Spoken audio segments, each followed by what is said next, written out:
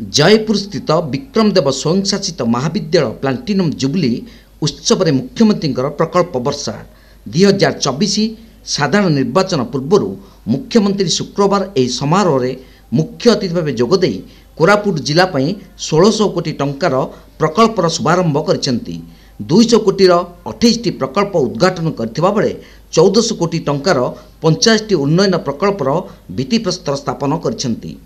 कोरापुट जिलार सर्वांगीन विकास ही मो सरकार प्राथमिकता, भित्तिभूमि ही विकासर आधार बोली से मत व्यक्त करी से कोरापुट पई 1596 कोटी टंकार प्रकल्पर शुभारंभ करथिले। 207.80 कोटी टंकार प्रकल्प उद्घाटित होइतिबा बेले 13,078.40 कोटी टंकार प्रकल्प पई भित्तिप्रस्तर रखा जाइतला। एथिरे सेतु, सड़क, पानीय जल, जलसेचन, विद्युतकरण और पर्यटन आदि प्रकल्प रही। विक्रमदेव स्वयंशासित महाविद्यालय को विश्वविद्यालय रूपे घोषणा करिथिबा उल्लेख करी आदिवासी अधिष्ठित अंचलर पिलांक शिक्षार विकास मोर दायित्व बोली कहिथिले। शिक्षा आमको समाज सह जोड़ी थाए। युवा समाज उपरे मोर आस्था और विश्वास रही। भल पाठ पढ़ी समाज सह जोड़ी होई परिवार और ओडिशार स्वप्न पूरण करंतु बोली मुख्यमंत्री छात्र छात्री मानकु परामर्श देइतिले। मिशन शक्तिर माँ माने सारा राज्य पई सुनामा आणुछंती। आमे माँ मानकु सशक्त करूचु। माँ मानकु उद्योगी भावे मु देखिबाकु चाहे।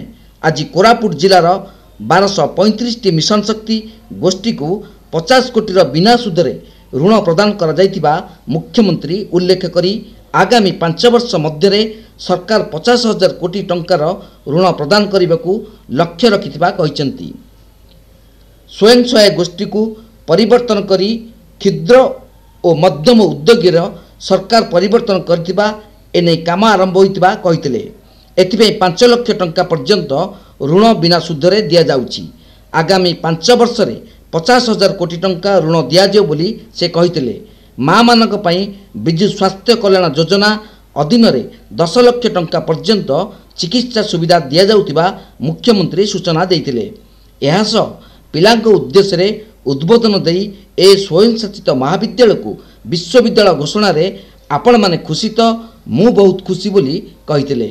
एहा सह एक पोस्टाल कवर को उन्मोचन करी मुख्यमंत्री कोरापुटर पर्यटन क्षेत्र उद्देश्य रे उत्सर्ग करछंती।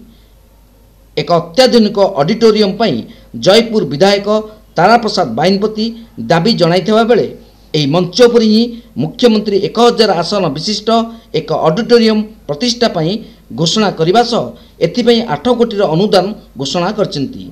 एही कार्यक्रम रे अनुसूचित जाति और जनजाति विकास मंत्री जगन्नाथ सारका, उच्च शिक्षा मंत्री रोहित पुजारी, जयपुर विधायक तारा प्रसाद बाहिनपति, कोरापुट विधायक रघुराम पाडेल, कोरापुट जिला परिषद अध्यक्षा सस्मिता मल्लिका एवं कोरापुट स्वतंत्र विकास परिषद अध्यक्ष चंद्रशेखर माझी प्रमुख सेमान मुख्यमंत्री विश्वविद्यालय घोषणा को स्वागत करथिले। एहा द्वारा कोरापुट जिला और समग्र दक्षिण ओडिशा रे उच्च शिक्षा क्षेत्र में विपुल सुजोग सृष्टि हेबो बोली मत व्यक्त करथिले।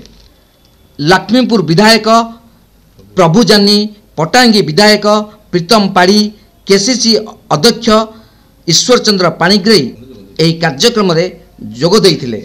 कोरापुटरू सुभाष चंद्र नाहक रिपोर्ट, तीर्थक्षेत्र लाइव।